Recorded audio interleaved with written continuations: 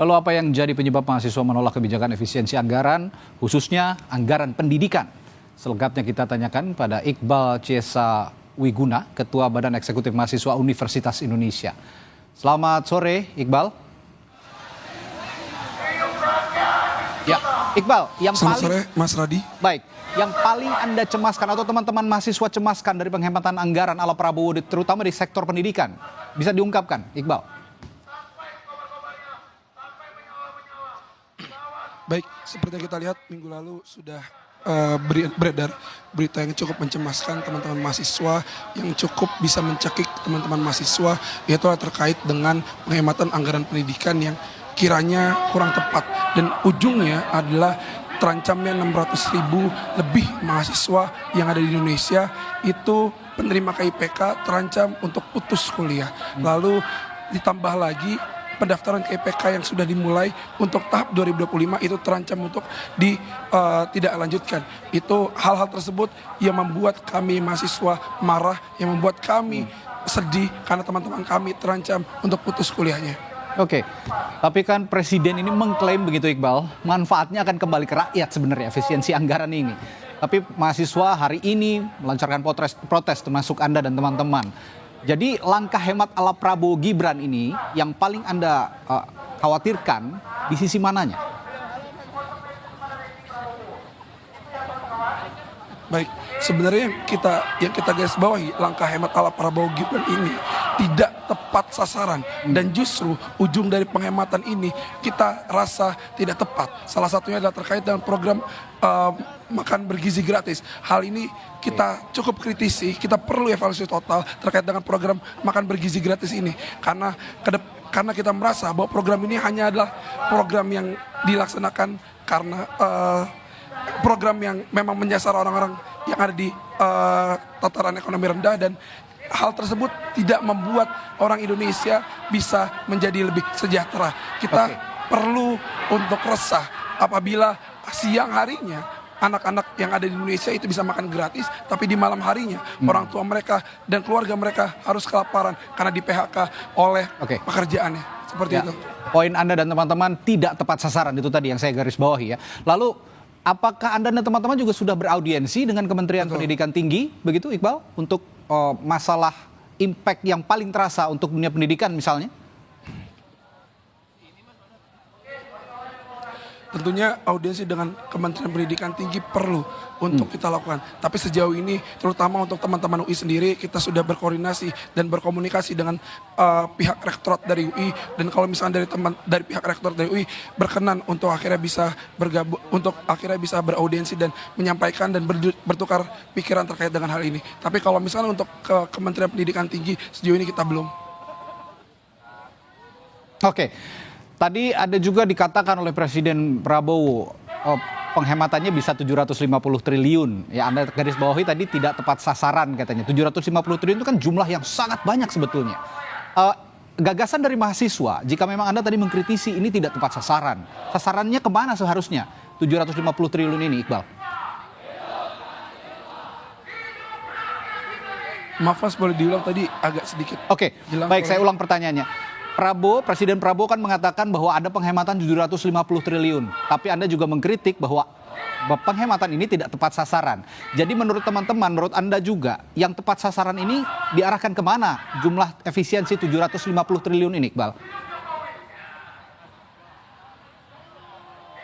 Tentunya Presiden Prabowo dan kabinetnya perlu untuk mengevaluasi kembali.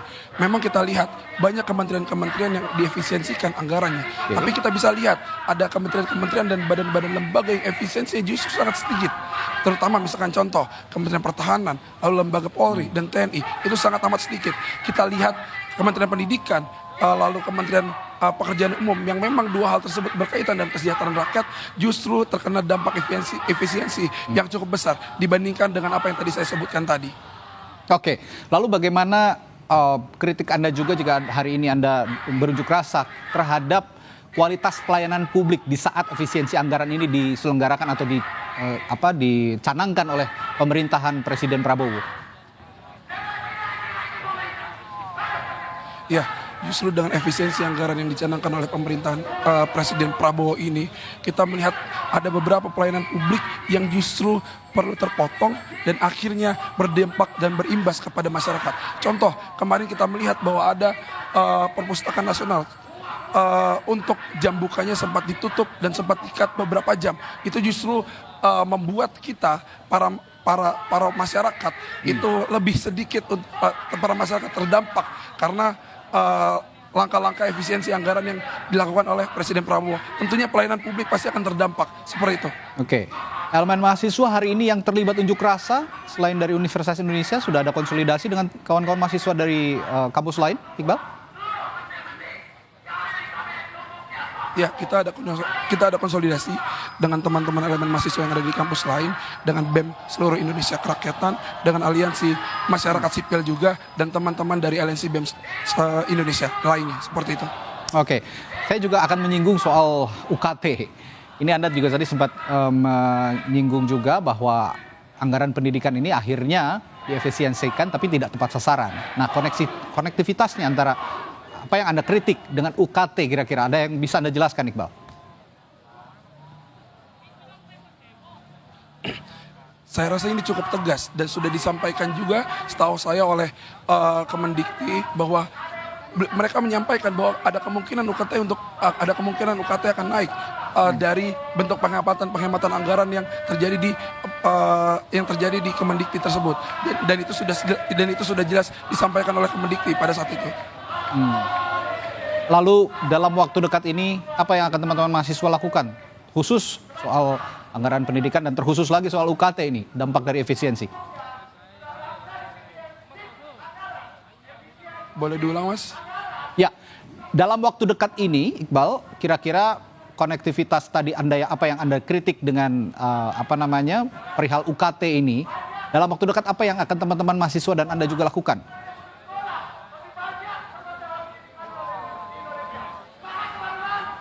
Baik, tentunya terkait dengan UKT ini